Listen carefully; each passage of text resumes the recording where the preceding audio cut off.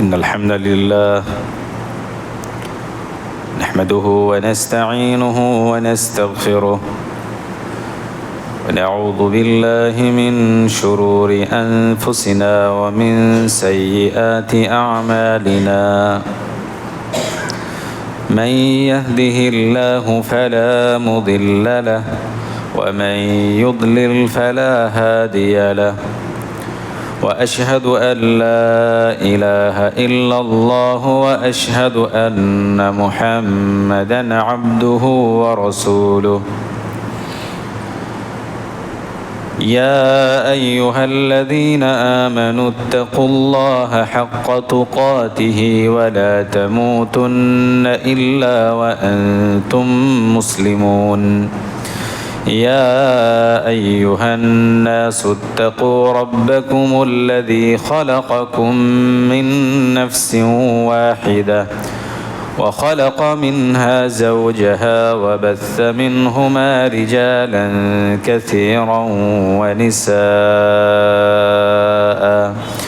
واتقوا الله الذي تساءلون به والأرحام إن الله كان عليكم رقيبا يا أيها الذين آمنوا اتقوا الله وقولوا قولا سديدا يصلح لكم أعمالكم ويغفر لكم ذنوبكم ومن يطع الله ورسوله فقد فاز فوزا عظيما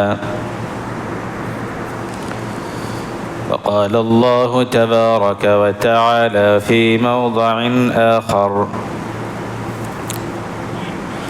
فاصدع بما تؤمر وأعرض عن المشركين إنا كفيناك المستهزئين সমস্ত প্রশংসা সেই মহান রব্বুল আলামিনের জন্য। দরুদ ও সালাম বর্ষিত হোক মুহাম্মদুর রাসূলুল্লাহ সাল্লাল্লাহু আলাইহি ওয়াসাল্লামের উপর। আল্লাহুম্মা সাল্লি আলাইহি আল্লাহুম্মা বারিক আলাইহি আল্লাহুম্মা সাল্লি ওয়া সাল্লিম আলা নাবিয়্যিনা মুহাম্মদ।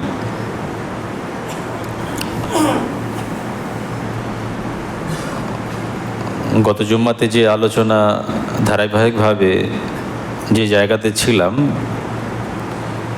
সেটা হচ্ছে মুহাম্মদুর রাসূলুল্লাহ সাল্লাল্লাহু আলাইহি ওয়াসাল্লামের উপরে সর্বপ্রথম যে ওয়াহি হয়েছিল, আর সেই ওয়াহি হচ্ছে সূরা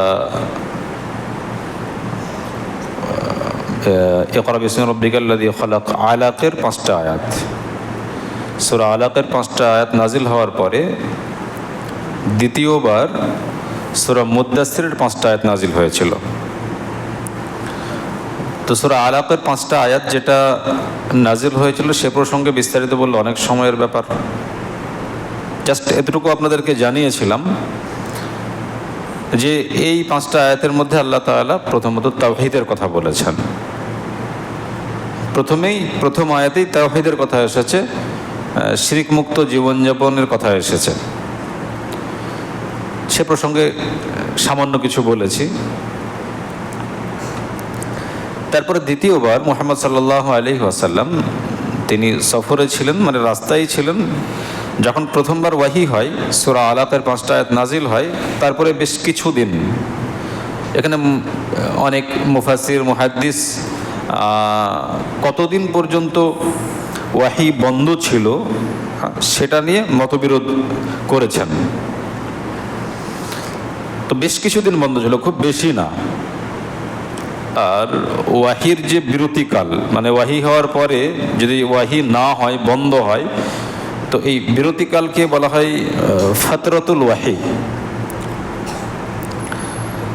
তো দ্বিতীয়বারে যখন মুহাম্মদুর রাসূলুল্লাহ সাল্লাল্লাহু আলাইহি ওয়াসাল্লামের উপরে সূরা মুদ্দাসসিরের 5টা আয়াত নাজিল হচ্ছে, আল্লাহ সাল্লাল্লাহু আলাইহি ওয়াসাল্লাম তিনি বেশ চিন্তিত ছিলেন যে আমার কাছে ওয়াহি হলো, তারপরে এখন আর ওয়াহি হচ্ছে না, মানে তিনি কোনো কিছু বুঝতে পারছেন না। হঠাৎ করে তিনি আসমান এবং জমিনের মধ্যবর্তী স্থানে ঝুলন্ত কুরসির উপরে জিবরিল আমিনকে দেখতে পান, যেমনভাবে তিনি প্রথম দেখেছিলেন গারে হেরাতে।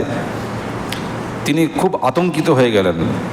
প্রথমে যেমন ভয় পেয়েছিলেন ঠিক সেরকমভাবে ভয় পেয়ে গেলেন এবং তিনি বাড়ি গেলেন। বাড়ি যাওয়ার পরে বললেন যে আমাকে চাদর পরিয়ে দাও, বস্ত্র পরিয়ে দাও। তখনই মুহাম্মদুর রাসূলুল্লাহ সাল্লাল্লাহু আলাইহি ওয়াসাল্লামের উপরে এই 5টা আয়াত নাজিল হয়। ইয়া আইয়ুহাল মুদ্দাসসির কুম ফাআনযির ওয়া রাব্বাকা ফাকাব্বির ওয়া সিয়াবাকা ফাতাহহির ওয়ার রুজজা ফাহজুর। হে বস্ত্র আবৃত, তুমি যে বস্ত্র দিয়ে তোমার শরীরকে ঢাকছো, কুম ফাআনযির, তুমি দাঁড়াও, দাঁড়িয়ে যাও, ফাআনযির, এবং মানুষদেরকে ভয় দেখাও। মানে এই যে সূরা আলাকের 5টা আয়াত নাজিল হয়েছিল, তারপর থেকে নিয়ে এর আগে পর্যন্ত এরকম নির্দেশ ছিল না যে তুমি ভয় দেখাও, মানুষকে দাওয়াত দাও, তোমার আর আরাম করা চলবে না, শুয়ে থাকা চলবে না। এবার তোমাকে কি করতে হবে? উঠে পড়ো, কুম, দাঁড়াও, ফাআনযির, মানুষকে ভয় দেখাও। মানে দায়িত্ব চাপিয়ে দেওয়া হলো। রাব্বাকা ফাকাব্বির, আর তোমার রবের শ্রেষ্ঠত্ব ঘোষণা করো। তোমার রব যে শ্রেষ্ঠ, তিনি যে মহান, সেই বিষয়ে মানুষদেরকে জানিয়ে দাও। ওয়া সিয়াবাকা ফাতাহহির, তোমার পোশাককে পবিত্র রাখো। ওয়ার রুজজা ফাহজুর, অপবিত্র থেকে দূরে থাকো। 5টা আয়াত নাজিল হলো দ্বিতীয়বার। প্রথমেই হচ্ছে হে বস্ত্র আবৃত, তুমি নিজেকে বস্ত্র দিয়ে ঢেকে নিচ্ছ, এবার ওই ঢেকে রাখা ওই রকম ভাবে থাকা চলবে না। কুম ফাআনযির, দাঁড়াও, তৈরি হও এবং মানুষকে ভয় দেখাও। মানুষ যে শিরক পূজায় লিপ্ত আছে, মানুষ যে মূর্তি পূজায় লিপ্ত আছে, বিভিন্ন রকমভাবে আল্লাহ বিরোধী কার্যকলাপ করছে, এবার তোমাকে দাঁড়াতে হবে, মানুষের কাছে গিয়ে বলতে হবে। আর তোমার রব যে মহান, শ্রেষ্ঠ, সেই বিষয়ে ঘোষণা দিতে হবে। রবের জন্য কি করতে হবে সেটা তোমাকে বলতে হবে। আর কাপড় চোপড় এগুলো পবিত্র রাখো। যত রকমের অপবিত্র আছে, নোংরা আছে, তা থেকে কি করো? দূরে থাকো। তাহলে মুহাম্মদ সাল্লাল্লাহু আলাইহি ওয়াসাল্লামের উপরে যখন এই দায়িত্ব চেপে গেল, তিনি তখন গোপনে প্রায় 3 বছর দাওয়াতের কাজ করলেন। কারণ মক্কার কাফের মুশরিকদের যে পরিস্থিতি, তিনি সব কিছু বুঝলেন যে আমি গিয়ে যে ওদেরকে বলি আমি নবী, তাহলে তো মুশকিল হয়ে যাবে। আমি গিয়ে যদি বলি যে তোমরা যে এই মূর্তি পূজা করছো, এই মূর্তির আরাধনা করছো, উপাসনা করছো, তাহলে তো আমার 12টা বাজিয়ে দেবে। সেজন্য মুহাম্মদ সাল্লাল্লাহু আলাইহি ওয়াসাল্লাম প্রকাশ্যভাবে তিনি এই মেসেজগুলো কাফেরদের কাছে পৌঁছালেন না। তিনি গোপনে গোপনে আল্লাহ তাআলার ওয়াহী অনুযায়ী আল্লাহর ইবাদত বন্দি করতে হবে, এই বিষয়গুলো তিনি 3 বছর যাবত বিভিন্ন জায়গায় বিভিন্নভাবে তিনি উপস্থাপন করলেন। সেই সময়তে তিনি নামাজ আদায় করতেন এবং সাহাবায়ে কেরামরা নামাজ আদায় করত। তো নামাজগুলো গোপনে পড়তো। কোনো সময় কোনো গুহাতে গিয়ে, কোনো গোপন জায়গায় গিয়ে তিনি নামাজ আদায় করতেন। তো প্রথমত ইসলাম কবুল করেছিলেন তারা হলেন মুহাম্মদ রাসূলুল্লাহ সাল্লাল্লাহু আলাইহি ওয়াসাল্লামের স্ত্রী খাদিজা রাদিয়াল্লাহু আনহা, তারপরে যায়েদ বিন হারিসা, আলী রাদিয়াল্লাহু আনহু আর আবু বকর রাদিয়াল্লাহু আনহু। এই 4 জন সর্বপ্রথম ইসলাম কবুল করেছিলেন। একবার আবু তালেব দেখে নিলেন যে তার ছেলে আলী রাদিয়াল্লাহু আনহু তিনি নামাজ পড়ছেন। তিনি বিষয় জানলেন যে কি ব্যাপার, নামাজ পড়ছো? তো উনি বিস্তারিত ঘটনা বললেন যে মুহাম্মদ সাল্লাল্লাহু আলাইহি ওয়াসাল্লাম এরভাবে শিক্ষা দিয়েছেন, এভাবে আমাদেরকে ইবাদতবন্দি করতে হবে। তো তিনি সাপোর্ট করলেন। তিনি ইসলাম কবুল করেননি, কিন্তু সাপোর্ট করলেন। তো মুহাম্মদ সাল্লাল্লাহু আলাইহি ওয়াসাল্লাম এই 3 বছর ধরে গোপনে দাওয়াত তাবলীগের কাজ করলেন এবং নামাজ গোপনে তিনি পড়তেন, সবার সামনে নয়। যারা ইসলাম কবুল করেছিলেন তারাও গোপনে পড়তেন। তো সেই সময় কিন্তু নামাজেই আমাদের 5 ওয়াক্ত নামাজ যেমন আদায় করছে এরকম নামাজ ছিল না। সেই সময়তে সকাল সন্ধ্যায় 2 রাকাত করে নামাজ হতো।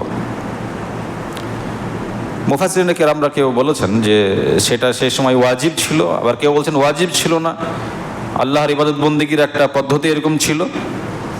কিন্তু মুহাম্মদ সাল্লাল্লাহু আলাইহি সাল্লাম এবং সাহাবায়ে কেরামরা সকাল সন্ধ্যায় 2 রাকাত করে নামাজ আদায় করতেন। আমরা যে 5 ওয়াক্ত নামাজ আদায় করছি এটা মেরাজের পরে আমাদের উপরে অবতীর্ণ হয়েছে, মেরাজের উপরে আমাদের উপর অবধারিত হয়েছে যে 5 ওয়াক্ত নামাজ আদায় করতে হবে। তার আগে কিন্তু এরকমভাবে নামাজ ছিল না যেভাবে আমরা পড়ছি। এবং যুগে যুগে যত নবী রাসূল এসেছেন সবার কাছেই নামাজ, রোজা, অন্যান্য ইবাদত বন্দেগী ছিল, কিন্তু ধরনগুলো আলাদা ছিল, এরকম ধরনের ছিল না। কিন্তু একটা ধরন একই ছিল, সেটা হচ্ছে এক আল্লাহর ইবাদত বন্দেগী করো, আল্লাহ ছাড়া যাদের ইবাদত বন্দেগী করছো এগুলোকে বর্জন করো, এটা এক ছিল, এটার কোনো পরিবর্তন হয়নি এবং এটা কিয়ামত পর্যন্ত এরকম ভাবেই থাকবে। তাহলে পরিবর্তন শুরু হয়েছে নামাজ, রোজা বা অন্যান্য ইবাদত বন্দেগীর ক্ষেত্রে। তো মুহাম্মদ সাল্লাল্লাহু আলাইহি ওয়াসাল্লাম তিনি এরকম ভাবে কাজ করতে থাকলেন। আচ্ছা, আরেকটা ইম্পর্টেন্ট কথা হচ্ছে যে আল্লাহ তাআলা বলেছেন যে ওয়া সিয়াবাকা ফাতাহির, আর তোমার কাপড়কে, পোশাককে পবিত্র রাখো। তার মানে যে ব্যক্তি মুমিন, যে ব্যক্তি আল্লাহ তাআলার বান্দা হিসাবে নিজেকে দাবি করবে, তার কাজ হবে পবিত্র রাখা সবসময়, নিজের পোশাকটা পবিত্র, নিজে পবিত্র, অপবিত্র অবস্থা যেন কোনো সময় না থাকে, আর যত রকমের অপবিত্রতা আছে সেটা যেন দূর করে। আপনারা জানেন যে মানুষের মুখের যে গন্ধ, মানুষের মুখের যে গ্যাস, এটা ফেরেশতারা নিতে পারে না, ফেরেশতারা নিতে পারে না, এমনি স্বাভাবিক গ্যাস। আপনি কিছু মুখে ভরে গ্যাস তৈরি করছেন, এটা আলাদা জিনিস, এটাকে ছাড়েন। কিন্তু নর্মাল একজন মানুষ স্বাভাবিক কোনো হারাম জিনিস খায় না, তারপরেও একজন মানুষের উচিত যে সে সবসময় মেসওয়াক করে, দাঁতন করে থাকবে, কারণ ফেরেশতারা যেন কষ্ট না পায়। তো আমরা অধিকাংশ মানুষ যারা নামাজ পড়তে আসি, আজকেও এসেছি আলহামদুলিল্লাহ, হয়তো যারা বিড়িখোর, সিগারেটখোর, সবাই হয়তো সকালবেলাতে 2-4টে খেয়ে এসেছেন অপবিত্র অবস্থায় এসেছেন, মুখ হয়তো আপনার দুর্গন্ধ করে, ফেরেশতা কাছেই আসতে পারে না ভয়ে। সেই জন্য প্রত্যেক মানুষের এই মেসেজ থেকে এই উপদেশ নেওয়া উচিত যে আমি মুহাম্মদুর রাসূলুল্লাহ সাল্লাল্লাহু আলাইহি ওয়াসাল্লামের উম্মত, আর আল্লাহ তাআলা মুহাম্মদ সাল্লাল্লাহু আলাইহি ওয়াসাল্লামের উপরে আয়াত নাজিল করে দিয়ে আমাদেরকে পবিত্র থাকার কথা বলেছেন। কই পবিত্র থাকে? মরে যাব, কবরে চলে যাব, তারপরেও হয় নাই, বয়স হয়ে গেছে, কন্টিনিউ ভাবে সিগারেট, বিড়ি, তারপরে ওই জর্দা, খৈনি, এইগুলা তারা মুখে দিয়ে ওয়াশ করে, মুখ ওয়াশ করে তখন উজু করে নামাজ পড়তে আসছে। দুর্গন্ধ যাবে? কি করে যাবে? আপনি কন্টিনিউ খেয়ে খেয়ে ভিতরটা একদম পচিয়ে ফেলেছেন, ভিতর থেকেই দুর্গন্ধ করে। অনেক ক্ষেত্রে আমি নিজে দেখেছি যে কোনো বিড়িখোরের পাশে যদি আমি নামাজে দাঁড়িয়েছি, আল্লাহর কসম করে বলছি, আমার মনে হয় নামাজ কখন শেষ হবে, মানে এত কষ্ট হয়, এত কষ্ট হয়। তাহলে ফেরেশতারা কত পরিমাণ কষ্ট পায়, ওর নামাজের অবস্থা কি হবে আল্লাহ ভালো জানেন, সেটা আমার বলার অধিকার নেই। তার নামাজ কবুল হবে না হবে না আল্লাহ ভালো জানেন। ফেরেশতাদেরকে কষ্ট দিয়ে পবিত্র স্থানে এসে এই হারাম ভক্ষণ করে, হারাম জিনিস মুখে নিয়ে সে মসজিদে আসে। আল্লাহ তাআলা বলছেন ওয়াররুজিজা ফাহজুর, আর যত রকমের অপবিত্রতা, নোংরা, তা থেকে দূরে থাকো। আমাদের শারীরিক অপবিত্রতা, মুখের অপবিত্রতা, যদিও অনেক সময় পোশাক আশাক খুব পবিত্র সুন্দর, কিন্তু সেটা কারো টাকা মেরে হয়তো নিয়ে এসেছি, সেটা হয়তো হারামের।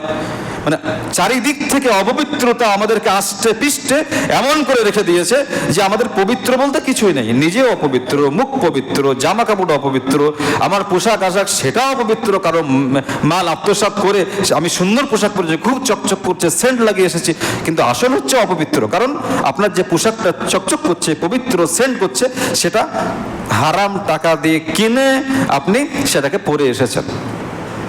সেই জন্য আমাদের মুসলিম হিসাবে, মুমিন হিসাবে আমাদের দায়িত্ব হবে মুহাম্মদুর রাসূলুল্লাহ সাল্লাল্লাহু আলাইহি ওয়াসাল্লাম যে মেসেজ আমাদেরকে দিয়েছেন আল্লাহ তাআলার তরফ থেকে, সেটা হচ্ছে ওয়াসিয়াবাকা ফাতাহির, হে নবী তোমার কাপড়কে পবিত্র রাখো, ওর রুজিজা ফাহজুর, যত রকমের অপবিত্রতা আছে এই অপবিত্রতাকে বর্জন করো।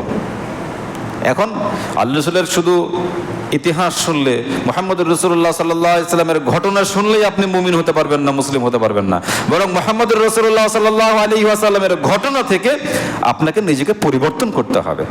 মুহাম্মদুর রাসূলুল্লাহ সাল্লাল্লাহু আলাইহি ওয়াসাল্লামের ঘটনা থেকে নিজেকে এমনভাবে পবিত্র করে নিতে হবে যেমনভাবে সাহাবায়ে কেরামরা নিজেকে পবিত্র করে নিয়েছিলেন।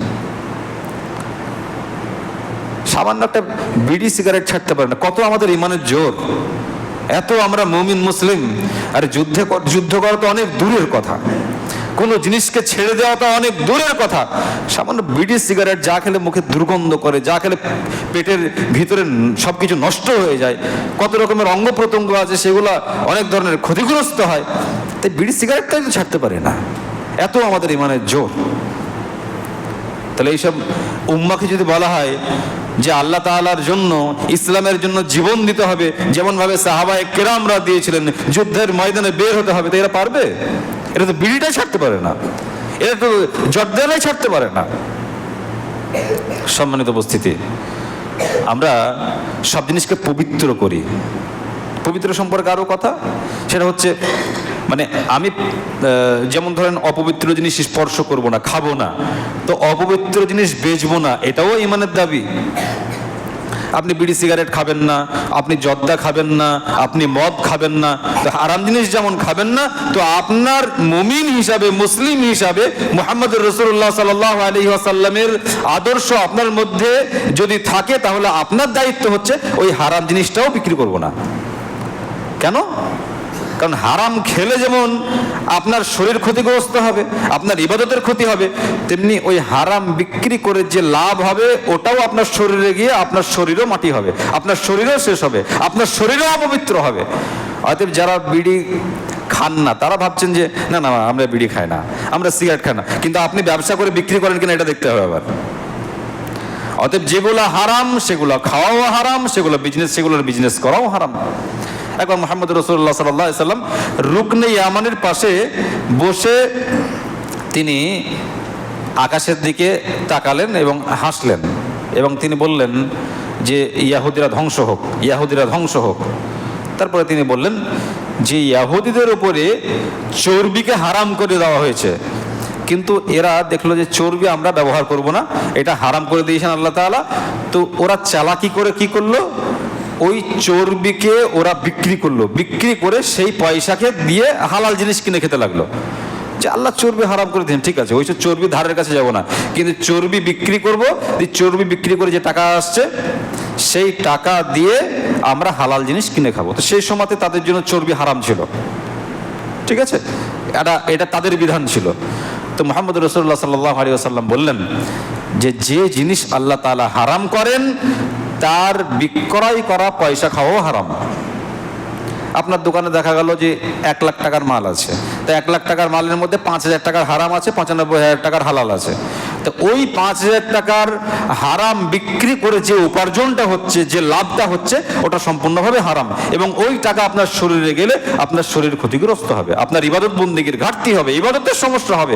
অতএব আমাদের ইমানের দায়িত্ব হচ্ছে হারাম জিনিস যেমন খাবো না, হারাম জিনিস যেমন ভক্ষণ করব না, হারাম জিনিস যেমন শরীরে রাখবো না, ঠিক সেরকম ভাবে হারাম জিনিস বিক্রি করে সেই টাকা দ্বারা উপকৃত হব না। তাহলে এটা আমাদের ইমানের দাবি অটুট থাকবে, আমরা মুহাম্মদুর রাসূলুল্লাহ সাল্লাল্লাহু আলাইহি ওয়াসাল্লামের উম্মত বলে নিজেকে দাবি করতে পারবো।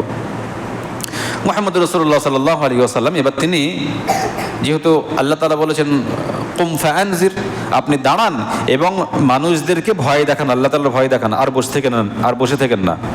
এতদিন আপনার দায়িত্ব ছিল না, এবার আপনার উপরে দায়িত্ব চাপিয়ে দেওয়া হচ্ছে, এবার মানুষকে দাওয়াত দেন। আল্লাহ সাল্লাল্লাহু আলাইহি ওয়াসাল্লাম সর্বপ্রথম বানু হাশিমদেরকে নিয়ে একটা সম্মেলন করলেন। সেই সম্মেলনে 45 জন ব্যক্তি ছিলেন। মুহাম্মদ সাল্লাল্লাহু আলাইহি ওয়াসাল্লাম কিছু বলতে যাবেন সেই সম্মেলনে, তার আগেই আল্লাহ রাসূলের আপন চাচা আবু লাহাব সব থেকে বড় দুশমন ছিল, এই বেয়াদব মুহাম্মদ সাল্লাল্লাহু আলাইহি সাল্লামকে বললেন উদ্দেশ্য করে। অনেক ক্ষেত্রে এরকম ঘটনা ঘটে, ধরেন কোনো একজন ব্যক্তি সে দাওয়াত তাবলীগের কাজ করছে, তখন কোনো এলাকার হয়তো গণ্যমান্য লোক যারা, তারা তাকে ছোট করার জন্য লোকের সামনে উপস্থিত করে, এই তুমি কত বড় বাহাদুর হয়েছো, হ্যাঁ তুমি এইসব কথা বলছো, আমরা জানি না নাকি, হ্যাঁ আমি তোমার চাচা, আমি তোমার বাপ, কত গণ্যমান্য লোক আছে, কত শিক্ষিত লোক আছে, আর তুমি এত বড় পণ্ডিত হয়ে গেছো যে এরকম কথা বলে বেড়াবা। এরকম অনেকজন আছে, মানে দাওয়াতের কাজ করে না, কিন্তু যখন কেউ দাওয়াতের কাজ করে, ভালো উপদেশ দেয়, ভালো কথা বলে, তখন পণ্ডিত মানুষরা ডেকে তাদেরকে তিরস্কার করে। হ্যাঁ, তোমার উপরে দায়িত্ব কে দিল, কে বলেছে তোমাকে এগুলো করতে? অনেক মানুষ এরকম আছে। তো মুহাম্মদ সাল্লাল্লাহু আলাইহি ওয়াসাল্লামকে আবু লাহাব বলল যে দেখো, তোমার আত্মীয় স্বজন, তোমার চাচা, তোমার চাচাতো ভাই, আরো অনেকে আছে, এমন কিছু কথা বলো না যে পরবর্তীতে গন্ডগোল তৈরি হচ্ছে, পরবর্তীতে হয়তো আমাকে গিয়ে সেটা রুখতে হচ্ছে বারো কিছু। মানে আবু লাহাবের উদ্দেশ্য ছিল যে মুহাম্মদ যেন ও নিজের রসুল এইসব কথা যেন না বলে, ও যে ইবাদত বন্দেগী মূর্তির করা যাবে না এইসবগুলো যেন না বলে, সেই জন্য আগে থেকে মুহাম্মদ সাল্লাল্লাহু আলাইহি ওয়াসাল্লামকে দমিয়ে দেওয়ার জন্য তিনি মারাত্মকভাবে মুহাম্মদ রাসূলুল্লাহ সাল্লাল্লাহু আলাইহি ওয়াসাল্লামের উদ্দেশ্যে কিছু কথা তিনি বললেন। দ্বিতীয়বার মুহাম্মদ সাল্লাল্লাহু আলাইহি ওয়াসাল্লাম নিজের আত্মীয় স্বজনদেরকে নিয়ে, কাছের লোকদেরকে নিয়ে আবার সম্মেলন করলেন, একটা সম্মেলন করলেন। সেখানে বেশ কিছু লোক ছিল।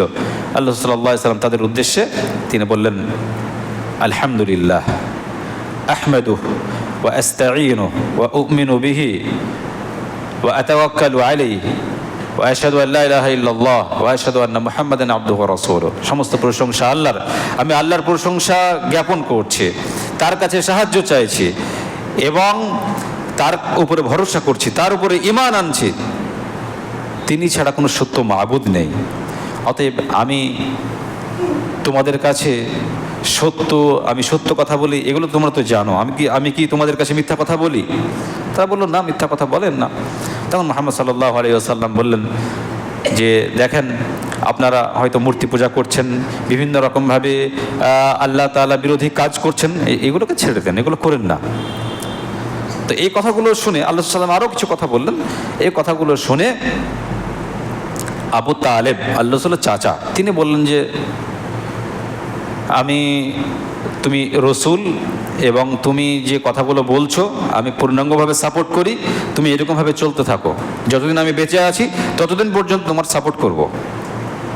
মানে তিনি বিশ্বাস করলেন যে তুমি রসুল, তুমি মিথ্যা কথা বলো না, তুমি যা বলছো ঠিক বলছো, এবং আমার ছেলেও ইসলাম কবুল করেছে, থাকো ওর উপর অটল থাকো, কাজ করো এরকমভাবে। তিনি এরকমভাবে পূর্ণাঙ্গ সমর্থন করলেন।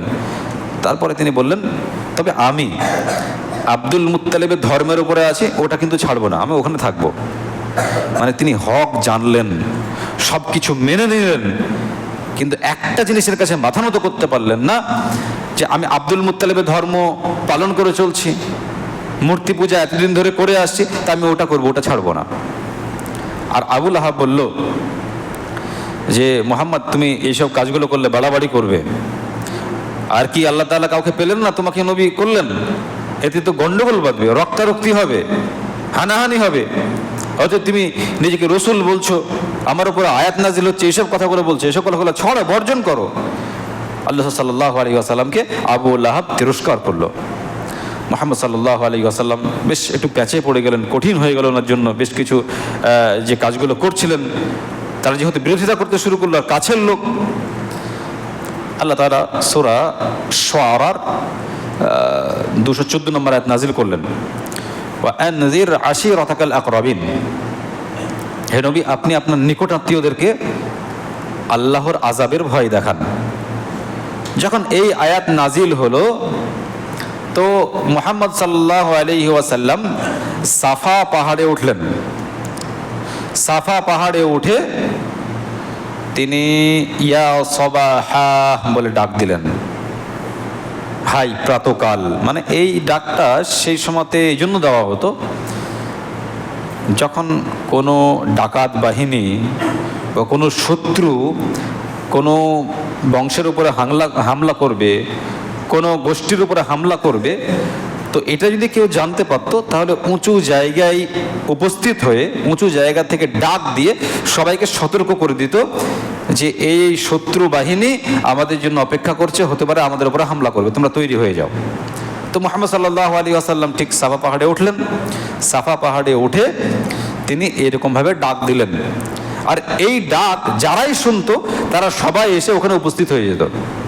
আর যদি কেউ আসতে না পারতো তাহলে প্রতিনিধি পাঠিয়ে দিত যে আমার শরীর খারাপ, আমি যেতে পারলাম না, যাও কি বলছে শুনে এসো।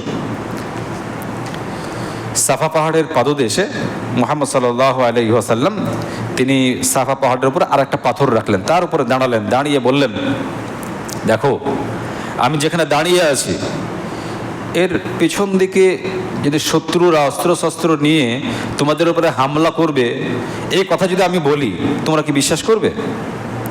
তারা বললো, অবশ্যই বিশ্বাস করবো। কেন বিশ্বাস করবো না? কারণ তুমি কোনোদিন মিথ্যা কথা বলো না, কোনোদিন মিথ্যা কথা বলোনি। কে বলছে? যারা ঈমান এনেছে তারাও বলছে, যারা মুশরিক আল্লাহ রাসূল সাল্লাল্লাহু আলাইহি সাল্লামের ঈমান আনেনি তারাও বলছে তুমি তো মিথ্যা কথা বলো না, অতএব অবশ্যই বিশ্বাস করবো। মুহাম্মদ সাল্লাল্লাহু আলাইহি ওয়াসাল্লাম তিনি তখন গোত্রের নাম ধরে ধরে সবাইকে সতর্ক করলেন। ইয়া বানি আব্দি মানাফ ইশতারু আনফুসাকুম মিনাল্লাহ, ইয়া বানি আব্দুল মুত্তালিব ইশতারু আনফুসাকুম মিনাল্লাহ, ইয়া উম্মাহ যুবাইর ইবনে আল-আওয়াম আম্মাতা রাসূলিল্লাহ সাল্লাল্লাহু আলাইহি ওয়াসাল্লাম ওয়া ইয়া ফাতিমা বিনত মুহাম্মদ। আল্লাহ সাল্লাল্লাহু আলাইহি ওয়াসাল্লাম সবাইকে গোত্রের নাম ধরে ধরে, নিজের কন্যাকে, নিজের ফুপুকে তিনি এরকমভাবে একদম ধারাবাহিকভাবে ডেকে ডেকে তখন বলছেন, হে আব্দে মানাফের বংশধর, তোমরা নিজেকে জাহান্নামের আগুন থেকে বাঁচিয়ে নাও। হে আব্দুল মুত্তালিবের বংশধর, নিজেকে জাহান্নামের আগুন থেকে বাঁচিয়ে নাও। হে আল্লাহ রাসূলের ফুপু উম্মাহ যুবাইর, নিজেকে জাহান্নামের আগুন থেকে বাঁচিয়ে নাও। হে মুহাম্মাদের কন্যা ফাতেমা, নিজেকে জাহান্নামের আগুন থেকে বাঁচিয়ে নাও। কিয়ামতের দিনে তোমাদের জন্য কিছু করতে পারবো না, আমি দুনিয়াতে যে কদিন আছি, আমি যে কদিন বেঁচে আছি, তোমাদের আমি হেল্প করতে পারবো, সাহায্য করতে পারবো। তোমাদের কিছু প্রয়োজন থাকলে বলবে, আমি থাকলে দিয়ে দেবো, কিন্তু কিয়ামতের দিনে আল্লাহ তাআলার যে ভয়ঙ্কর শাস্তি, সেই শাস্তি থেকে তোমাদেরকে রক্ষা করতে পারবো না। অতএব তোমরা যে দেবদেবীর পূজা করো, আল্লাহর ইবাদত বন্দিগি ছাড়া অন্য কিছু করো, এগুলোকে বর্জন করো, এক আল্লাহর ইবাদত বন্দিগি করো। মুহাম্মদুর রাসূলুল্লাহ সাল্লাল্লাহু আলাইহি ওয়াসাল্লাম এই দাওয়াত দিতে শুরু করলেন সাফা পাহাড় থেকে প্রকাশ্যভাবে। তাহলে প্রকাশ্যভাবে দাওয়াত কিন্তু আগে ছিল না, এটা শুরু হলো। এর আগে ওয়ানিদির আশিরাতাকাল আকরাবিন যখন আয়াত নাজিল হয়েছিল, আল্লাহ রাসূল গোপনে সম্মেলন করলেন, দুটো সম্মেলন গোপনে করলেন। আর প্রকাশ্যভাবে তৃতীয় যে সম্মেলন, সেটা সবাইকে ডেকে তিনি প্রকাশ্যভাবে করলেন। আল্লাহ তাআলার কথা শুনে সবাই ওখান থেকে চলে গেল। আল্লাহ সাল্লাল্লাহু আলাইহি ওয়াসাল্লামকে আবু লাহাব, সে আল্লাহ রাসূলের প্রতি খারাপ ভাষায় বেশ কিছু কথা বলল, যে আল্লাহ কি কাউকে পেলেন না নবী হিসাবে? তোমাকে নবী পেলেন, আর এই দেবদেবীর পূজা করবো না, এসব কি বলো তুমি? এক আল্লাহর ইবাদত বন্দি করতে হবে, বলে কি বলো? আর সকাল সকাল ডেকেছো এখানে, আলি হাদা জামাআতানা, এই জন্য একত্রিত করেছো। সারা দিনকার যে আমাদের কাজের যে সময়গুলো, সেগুলো তো নষ্ট করে ফেললে, অতএব তুমি ধ্বংস হও। এরকম ভাবে মুহাম্মদ সাল্লাল্লাহু আলাইহি ওয়াসাল্লামকে আবু লাহাব উল্টো পাল্টা কথাবার্তা বললো। এমনকি মুহাম্মদ সাল্লাল্লাহু আলাইহি ওয়াসাল্লামকে মারার জন্য উদ্যত হলো, কিছু কিছু রওয়ায়াতে পাওয়া যায়। তখন আল্লাহ তাআলা সূরা লাহাব নাজিল করে দিলেন, তাব্বাত ইয়াদা আবি লাহাবি ওয়া তাব। আবু লাহাব তার হাত দুটো ধ্বংস হোক এবং সে নিজেও ধ্বংস হোক, এবং সে ধ্বংসও হয়েছিল, সে বিষয়ে পরে বিস্তারিত আসবে ইনশাআল্লাহ। তো মুহাম্মদ সাল্লাল্লাহু আলাইহি ওয়াসাল্লাম তিনি দাওয়াত এবং তাবলীগের কাজ করতে গিয়ে কাফের মুশরিকদের কাছে অনেক অত্যাচারিত হয়েছেন, এবং সর্বপ্রথম তার দাওয়াত ছিল সাফা পাহাড় থেকে। এবং তার দাওয়াত ছিল যে তোমরা নামাজ পড়ো, তোমরা রোজা রাখো, তোমরা হারাম খেও না, মদ খেও না, এই দাওয়াত ছিল না। প্রথম দাওয়াত কি ছিল? এক আল্লাহর ইবাদত করো, এক আল্লাহর ইবাদত বন্দেগী করো, এটাই প্রথম দাওয়াত ছিল। ওয়ানদির আশিরাতাকাল আকরাবিন, আর তোমার নিকটাত্মীয়দেরকে জাহান্নামের শাস্তির ভয় দেখাও। আল্লাহ তাআলা এই আয়াত নাজিল করার আগে বেশ কিছু আয়াত নাজিল করেছেন, এবং সেই আয়াতগুলোতে কি বলেছেন এটা ইনশাআল্লাহ পরের জুমাতে আলোচনা হবে। আল্লাহ তাআলা আমাদের সবাইকে মুহাম্মদুর রাসূলুল্লাহ সাল্লাল্লাহু আলাইহি ওয়াসাল্লামের এই দাওয়াত থেকে আমাদের শিক্ষা নেওয়ার এবং সেই মোতাবেক জীবনযাপন করার তৌফিক দান করেন, আমিন।